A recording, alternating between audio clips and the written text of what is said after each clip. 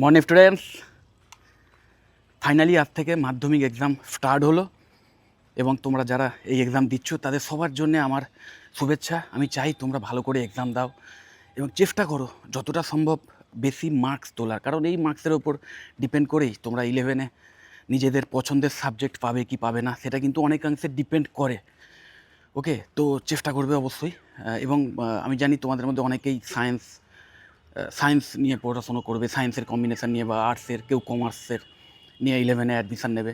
আবার অনেকে হয়তো এমনও আছো যারা একটু বেশি কেরিয়ারিস্টিক বা খুব তাড়াতাড়ি চাও যে এমন কোনো কোর্স করতে, মাধ্যমিকের পরেই, মাধ্যমিক কমপ্লিট হওয়ার পরেই এমন একটা কোনো কোর্সে অ্যাডমিশান নিতে যে কোর্স করার পরেই ভালো চাকরির সুযোগ পাওয়া যায়। এবং তার জন্যে বিভিন্ন টেকনিক্যাল কোর্স আছে, নিশ্চয়ই জানো তোমরা। এবং আজকের এমন একটা যুগ যে যুগে স্কিলের ভীষণ ডিম্যান্ড, মানে স্কিল বেসড জব প্রচুর আছে।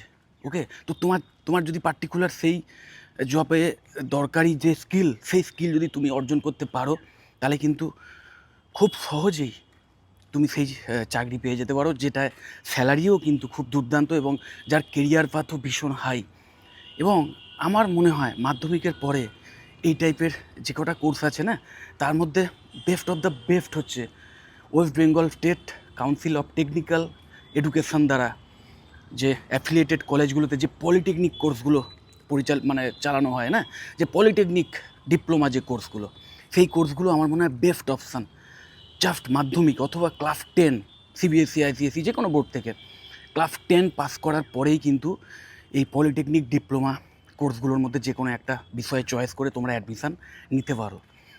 এবং বিভিন্ন বিষয়, ইঞ্জিনিয়ারিংয়ের বিভিন্ন ডিপার্টমেন্ট, তার মধ্যে civil engineering, mechanical engineering, electronics and telecommunication engineering, electrical engineering, architecture, then computer science and engineering, এই টাইপের বিভিন্ন ইঞ্জিনিয়ারিং ফিল্ডের মধ্যে যে কোনো একটা তোমরা বেছে নিতে পারো যেটা তোমার বেশি ইন্টারেস্ট।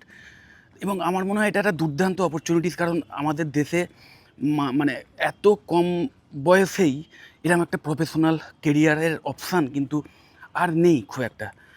ওকে, এবং যেহেতু এটা ডব্লিউবিএসসিটির দ্বারা অ্যাফিলিয়েটেড কলেজগুলো পরিচালিত করে, তো সেই কলেজগুলো কিন্তু বেশিরভাগই, বিশেষ করে প্রাইভেট যে কলেজগুলো আছে না, এবং এআইসিটি অ্যাপ্রুভড যেহেতু এই কোর্সগুলো হয়, ম্যাক্সিমাম কলেজগুলো মানে যেসব জায়গায় এই কোর্স রান হয় কলেজগুলো এআইসিটি অ্যাপ্রুভড হয়।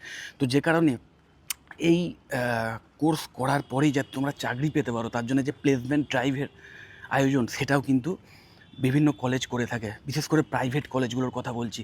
তো তোমরা যারা ক্লাস 10 পাস করা